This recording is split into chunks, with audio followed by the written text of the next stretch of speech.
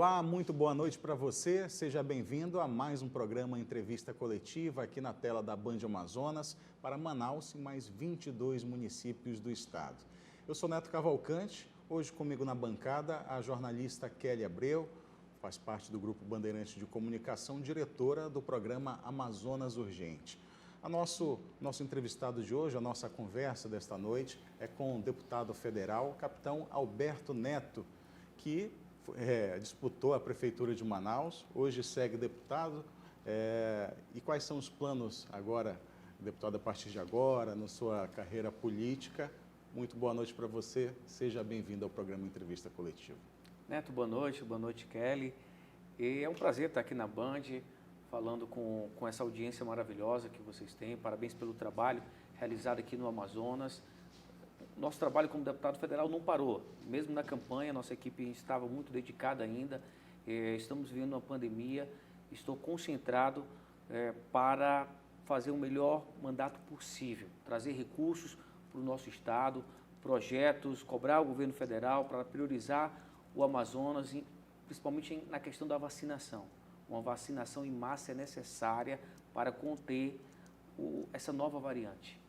Então, e isso o governo federal tem se mostrado muito, tem dado sinais positivos para o nosso estado e temos um maior número de vacinação dentro do nosso país. Deputado, inclusive o senhor tem levantado muito essa questão da vacinação em massa, inclusive dos policiais, né? Como está toda essa questão lá em Brasília? Nós estamos negociando com o Butantan para vir uma vacinação à parte para os policiais e uma vacinação também que vai servir até para alguns trabalhos científicos, e os nossos policiais vão ser beneficiados com essa vacina. Então, algo que está muito adiantado, eu tenho certeza que nós vamos concretizar, e os policiais que estão 24 horas nas ruas, não tem fica em casa para o policial militar, principalmente. Ele tem carregado cilindro, tem entrado nos hospitais, tem atendido ocorrência, tem orientado a população para fazer o distanciamento, para conter e salvar vidas. Então, nosso policial merece sim ter uma prioridade nesse programa de imunização do nosso país. Deputado, eu até citei a sua candidatura à Prefeitura de Manaus, porque a última vez que o senhor esteve aqui na entrevista coletiva foi como candidato. A gente debatia muito sobre os problemas da capital naquela época, mas a gente teve essa virada do ano com os números do coronavírus voltando a patamares absurdos, né, que a gente não pensava que viveria novamente. Como é que foi, assim, de lá para cá, desse tempo de campanha até aqui, como é que tem sido o seu foco, o trabalho? O que mais lhe surpreendeu nesse período também, em tudo isso que vem assolando a população? Perfeito. Primeiro, a campanha foi muito importante para mim.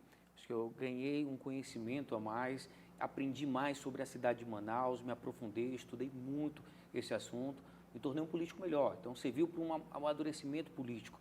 Como eu estou recente na política, participar de uma campanha majoritária faz sim uma diferença na nossa carreira.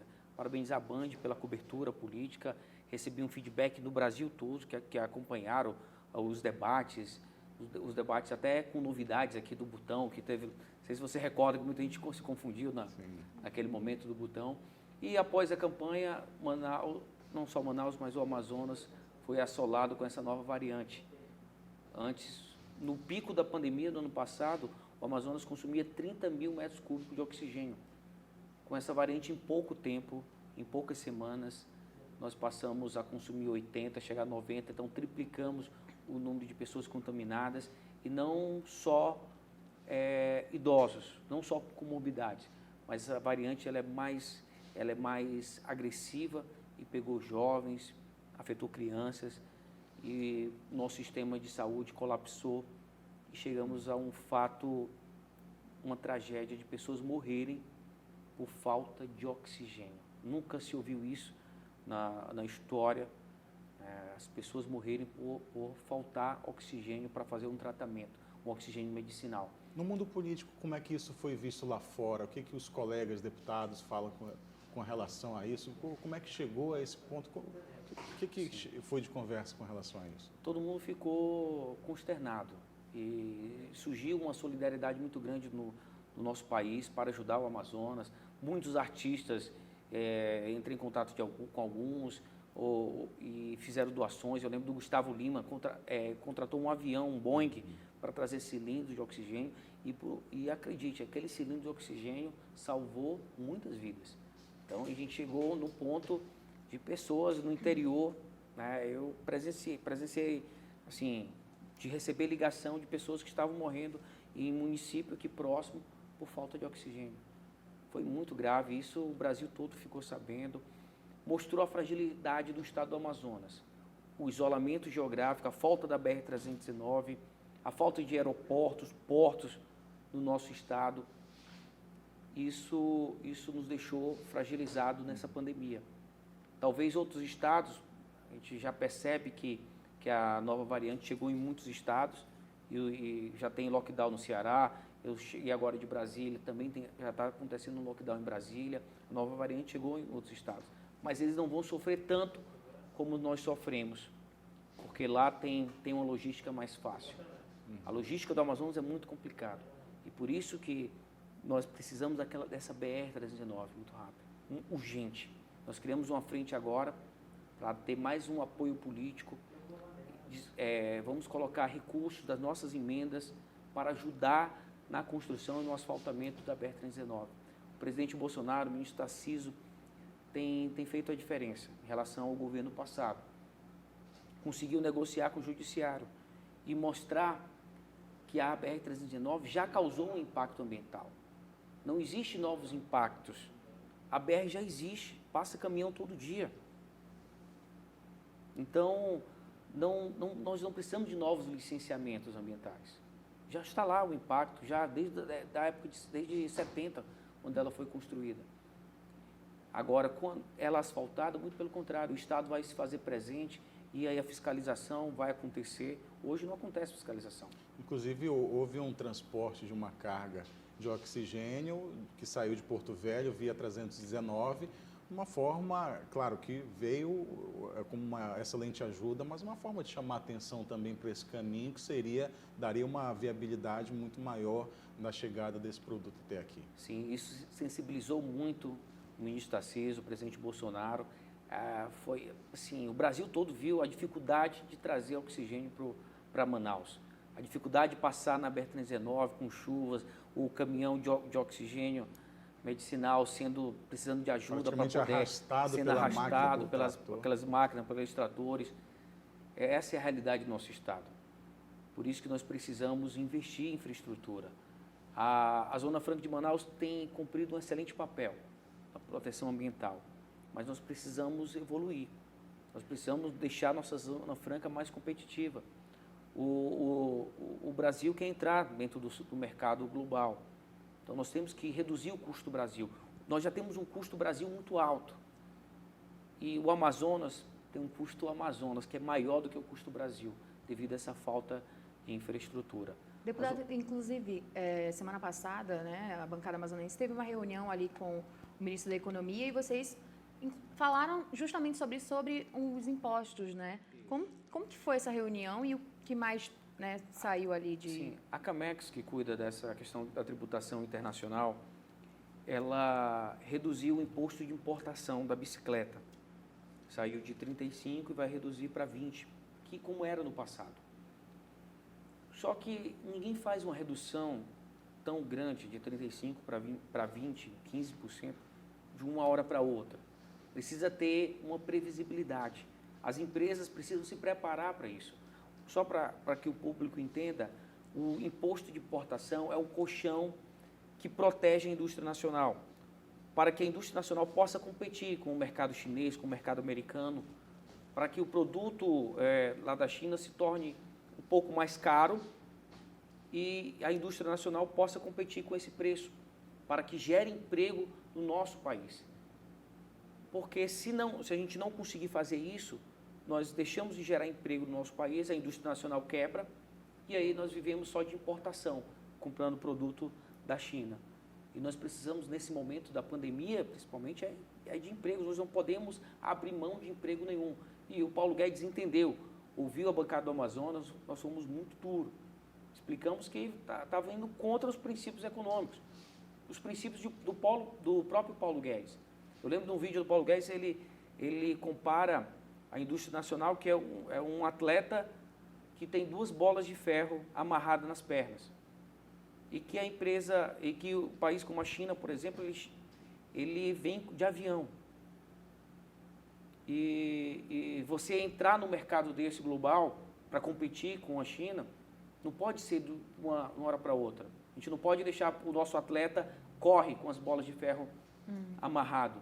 Nós precisamos preparar, reduzir o custo do Brasil, por isso que nós precisamos da reforma tributária, da reforma administrativa, melhorar o nosso ambiente de negócio, melhorar a infraestrutura do nosso país, para que o nosso produto se torne mais barato, mais competitivo. Aí sim, aí nós reduzimos o imposto de importação, outros impostos, para que a nossa indústria nacional possa ser competitiva e possa crescer, prosperar e gerar mais empregos, que é esse o nosso principal objetivo. Essa foi a última ameaça sofrida entre tantas aí da Zona Franca de Manaus. Se houver um entendimento, né, uma mudança de ideia do governo federal, a bancada espera isso, mas se não houver, existe um outro dispositivo, tem se falado num decreto legislativo, né, que inicialmente, claro, precisa de uma força muito grande política para que isso vá à frente. E como é que está isso? Existem empresas de bicicletas em outros estados também que podem estar interessados nisso. Sim, não é só a Zona Franca de Manaus que está sendo afetada com essa resolução da CAMEX, na redução do imposto de importação. Nós temos empresas, como você falou, Neto, nós temos no Rio Grande do Sul, em São Paulo, nós temos empresas de bicicleta no Piauí, que é um estado extremamente pobre e que tem uma indústria de bicicleta que gera 500 empregos diretos. E nós não podemos abrir mão disso. Então, nós temos apoio não só da bancada do Amazonas, nós temos o apoio de vários estados. E isso vai ser importante, caso seja necessário, que eu acredito que não vai ser, pela conversa que nós tivemos com o ministro Paulo Guedes. Ele se mostrou sensível e de refazer, nós vamos pensar na redução do imposto de importação apenas das bicicletas que não são fabricadas no nosso país. E aí a gente pode até zerar o imposto.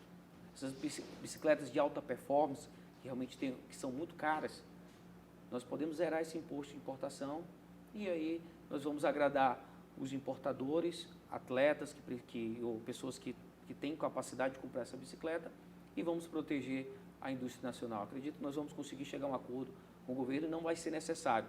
Mas caso não tenha um acordo, existe esse artifício de um projeto de decreto legislativo para cancelar, para anular essa resolução da CAMEX.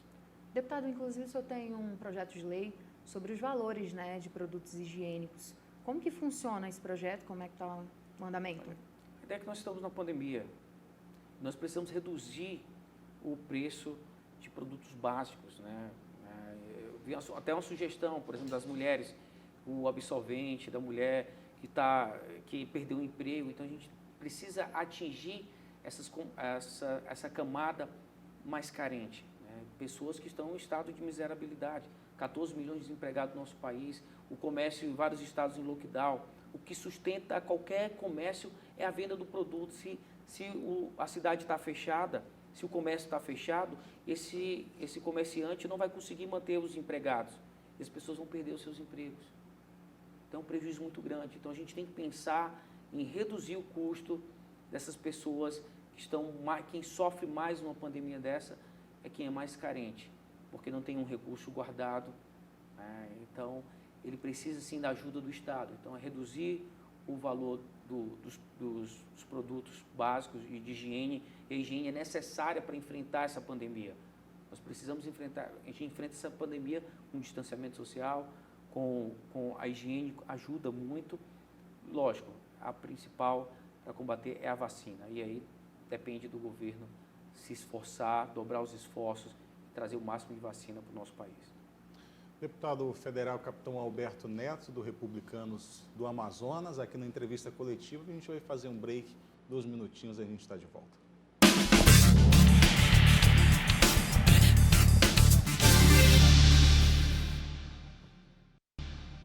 De volta com o programa Entrevista Coletiva aqui na tela da Band Amazonas, recebendo o deputado federal, capitão Alberto Neto, Republicanos do Amazonas.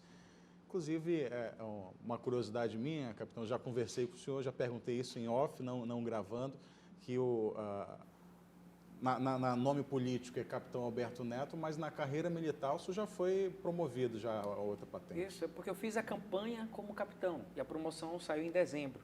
Eu já estava com 5 anos de capitão da Polícia Militar, com muito orgulho. Então, já estava conhecido nas redes sociais como capitão. A campanha para deputado federal foi como capitão e ficou o nome político, né? Capitão. E o presidente também é capitão. Eu falei, o capitão está em alta, vamos manter que deu certo, deu sorte. Mas hoje isso é major. Major. Mas não cheguei a exercer como major da Polícia Militar, né? Foi promovido em dezembro com a minha turma. E logo depois, em fevereiro, fui nomeado deputado federal, não deu tempo. Mas fui para a reserva como major da polícia. Deputado, a votação do auxílio emergencial foi mais uma vez adiada, né? E aí os amazonenses estão aguardando. O senhor acionou o governo federal para ter uma ajuda, né? Uma ajuda às famílias afetadas pela cheia. Como que funciona essa ajuda?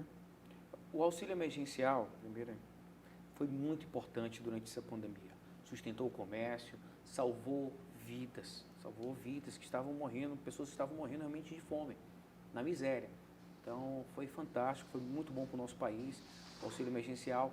E ficou muito claro para mim que a pandemia não ia passar rápido. Eu continuei cobrando, apesar de ser vice-líder do governo, faço meu papel de deputado federal, continuei cobrando do governo a volta do auxílio emergencial, que foi importante. Como a pandemia permanece, a gente tinha que encontrar alguma maneira de conseguir algum tipo de recurso, ou uma venda de uma Eletrobras, por exemplo, da Petrobras, ou dos Correios, ou algum ajuste durante a reforma administrativa, conseguir dinheiro para voltar com o auxílio emergencial. E agora nós sofremos um sinistro, né, que já é previsível, a questão das cheias, e muitos municípios estão passando agora por problemas, né? A Boca do Acre está praticamente toda alagada, então as pessoas não têm onde morar, não têm como trabalhar. Então, o auxílio para as pessoas que moram nesse município é essencial para salvar vidas. Então, o governo federal atendeu, nós fizemos um requerimento de indicação solicitando, o governo Bolsonaro criou uma medida provisória para criar um auxílio para essas pessoas que moram nos municípios, um cartão em torno de R$300 para ajudar nesse momento tão difícil. Isso é vice-líder do governo federal, do governo federal na Câmara. E aqui no âmbito da política local, como é que está a sua relação com o prefeito Davi Almeida, com o governador Wilson Lima? Eu sou deputado federal. O meu objetivo é ajudar o meu estado. Então, o que for necessário. Mas logo após a campanha, o senhor estava sentado na mesa junto com o prefeito Davi Almeida. Perfeito. Porque enxerguei que seria o melhor candidato. O Amazonino Mendes não tinha condições de saúde para governar a cidade. Então, o Davi Almeida seria o melhor candidato naquele momento para governar a nossa cidade. Lógico que eu preferia que fosse eu que disputei a eleição, mas como a população escolheu entre os dois, eu decidi apoiar o Davi Almeida, por achar que está mais preparado para passar esse momento difícil que nós vivemos. Precisava estar andando nos bairros, fiscalizando, estando mais próximo da população. São só 2 meses, já dá para fazer uma avaliação? Acho que é muito recente, né? Você pegou no início dessa nova variante do vírus, onde causou essa tragédia no nosso estado, teve problemas com fura-filas, e isso a gente não pode, a gente tem que fiscalizar, a polícia está fiscalizando, está fazendo investigação, e tem que ser punido quem cometeu qualquer tipo de crime. Isso a gente não pode passar a mão na cabeça de ninguém. Inclusive, o próprio prefeito tem que dar o exemplo, fiscalizar, cobrar até algum tipo de sindicância interna para saber quem furou essa fila e punir essas pessoas. Nós não podemos, mais uma vez, nós não podemos passar a mão na cabeça. O Brasil está sofrendo muito, o Amazonas mais ainda, com essa pandemia. Todo mundo perdeu um parente, perder um amigo, e não é justo pessoas que têm condições de saúde para enfrentar, deixar de fora alguém que tem comorbidade, alguém idoso, que poderia também pegar a vacina. Acho que ainda está recente, sim, tem 4 anos de mandato, e pode contar, sim, com o meu apoio como deputado federal e trazer recursos para a cidade de Manaus, mais obras, mais infraestrutura, saneamento básico, que é terrível na nossa cidade. Nós temos apenas 14% de saneamento. Nossa cidade vive num verdadeiro esgoto a céu aberto e capital da floresta amazônica. Todo mundo todo conhece Manaus. A gente tem que dar o exemplo nessa questão ambiental. Então, pode contar, sim, com o meu apoio. Aprovamos um novo marco legal do saneamento básico, tem como trazer muito investimento para a cidade e eu quero ajudá-lo, tanto o governador como o prefeito. É minha função. Eu quero aqui fazer a diferença na vida das pessoas, independente dessa questão política. Política a gente vê durante a campanha. Acabou a campanha, é trabalhar para a população. E com o governador Wilson Lima? Mesma situação. Aí já são 2 anos, o 3º ano já dá para avaliar. O governador pegou um momento também muito difícil. A saúde do Amazonas já vinha passando por... Lembro agora da Operação Maus Caminhos, que o dinheiro da saúde foi roubado. No início da pandemia, só tínhamos em torno de 60 leitos de UTI. Isso é muito grave. O interior do Amazonas não tinha nenhum leito de UTI. Isso é um absurdo. Inclusive, coloquei um projeto de lei para obrigar cidades acima de 50 mil habitantes, tem que ter, sim, leito de UTI. Tem que ter leito segue de UTI. sem? E ainda, sim, estão fazendo de maneira precária. Tem algo parecido, chamam de UCIs. Porque não tem profissionais. Porque quando você cria um leito de UTI, são vários equipamentos e profissionais especializados em UTI. E nós não temos esses profissionais, e principalmente no interior. É uma verdadeira tragédia no nosso estado. O governador tem uma boa parceria com o governo Bolsonaro, tem conseguido trazer recursos, então não faltou recursos, talvez faltou planejamento. Por exemplo, o nosso estado é carente de logística. Logo, essa usina de oxigênio que está chegando agora, através de doações, compras, já era para ter acontecido há muito tempo, porque essa tecnologia já existe em hospitais em São Paulo, que tem toda a infraestrutura, cada hospital tem a sua usina. Imagina no interior a gente carregar cilindro de avião, sem aeroportos, carregar cilindros em barco. Não faz sentido isso. Então, faltou esse planejamento, principalmente no interior do nosso estado. Deputado, e depois de algumas mortes, de policiais, o senhor acionou o governo federal para uma promoção pós-morte? Como funciona essa promoção? Qual que é o nome? Já existe no nosso regulamento, né? Quando um policial faz um feito heróico e morre, né? Ele ganha uma promoção dentro na sua lei. No caso de praças é a 4044, que um dos requisitos é a promoção pós-morte. E nessa pandemia é uma verdadeira guerra que nós estamos vivendo. Não só nas ruas, né? Sim, vírus. É uma guerra contra um inimigo invisível. Então, os policiais não têm o direito de ficar em casa, ele tem que ir para o fronte, ele tem que tirar serviço, ele tem que ir para as ruas, ele tem que estar atendendo, tem que estar abordando, senão os criminosos podem se aproveitar desse momento que está todo mundo em casa para cometer diversos tipos de crimes, matar pessoas, roubar, traficar. Então, a gente não pode permitir essa anarquia. Então, a Polícia Militar tem a obrigação, tem um dever.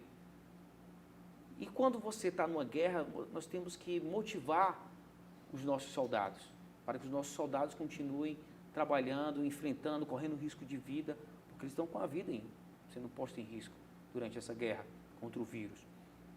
Então, não só para os policiais, mas eu pedi também para os nossos profissionais da saúde, mas foi um outro projeto, mas para os nossos policiais também. Então, estou cobrando o governador para colocar já como de maneira automática. Se o policial estava na rua, se contaminou e veio a falecer de Covid, né, que ele seja promovido e a família tenha essa pensão com um salário melhor, né, e seus filhos possam se orgulhar do seu pai que morreu, mas morreu cumprindo o dever, né, de proteger, de cuidar da população. Deputado, o nosso tempo já está bem avançado aqui, daqui a pouco tem canal livre aqui na Band. Mas o senhor falou ainda há pouco, citou algumas privatizações. O senhor é a favor de privatizações? O Estado tem que cuidar do que é a sua função principal, que é a segurança, a saúde, essa questão de infraestrutura, a educação. Ele tem que estar focado nisso.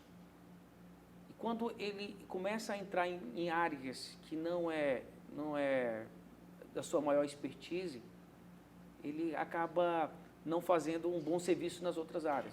Não faz um bom serviço na educação, não faz um bom serviço na saúde, não faz um bom serviço na infraestrutura. E muito tempo nossas estatais foram utilizadas para cabide de emprego, para corrupção. A Petrobras nunca nem imaginou um negócio de petróleo estava nas mãos do governo do PT, por exemplo, foi utilizado para saquear uma estatal. O negócio de petróleo, nunca ninguém viu falar em um negócio que faliu, de tão bom que é a venda de petróleo. Mas a nossa Petrobras passou maus momentos. E com o governo Bolsonaro não existe essa questão de cabide de emprego na Petrobras. Inclusive, ele está colocando um general agora para disciplinar mais ainda, para tentar, e o general fez um bom trabalho na Itaipu, a gente quer trazer ele para ele continuar fazendo esse bom trabalho. O presidente colocou o texto de privatização dos Correios. Então, ter a concorrência, ela é muito importante na redução, na melhoria da tecnologia, na redução do preço. Quem ganha com isso é o povo brasileiro, que vai pagar vai ter acesso a uns Correios mais barato e mais eficiente. E é assim que nós vamos buscar, tornar o nosso país mais eficiente, para entrar de vez num país de primeiro mundo, que nós temos potencial para isso. Está esclarecido que é a favor, então. Que é a favor. Bem, né? Agradecer a Kelly Abreu pela participação. Obrigada. Primeira vez, né? Participação aqui na entrevista coletiva, né? Primeira Seja bem-vinda aqui outras Muito vezes. obrigada. Agradecer também ao deputado federal, capitão Alberto Neto. Muito obrigado por mais uma vez. Acho que também já é a terceira aqui na entrevista coletiva. Obrigado por estar sempre atendendo o pedido aqui da Band. Eu que agradeço, Neto, agradeço a Kelly, agradeço você que participou dessa entrevista. Te convidar para entrar nas minhas redes sociais. Você sabe que eu sou um deputado muito participativo, busco muito essa interação com o público, porque esse mandato não é meu, esse mandato aqui é nosso. Então, entra nas nossas redes sociais, no nosso gabinete virtual, capitãoalbertoneto.com, e vem participar, tornar esse país um lugar melhor para os nossos filhos, para os nossos netos. Tamo juntos. Obrigado, boa noite a todos, a você de casa, até o próximo domingo.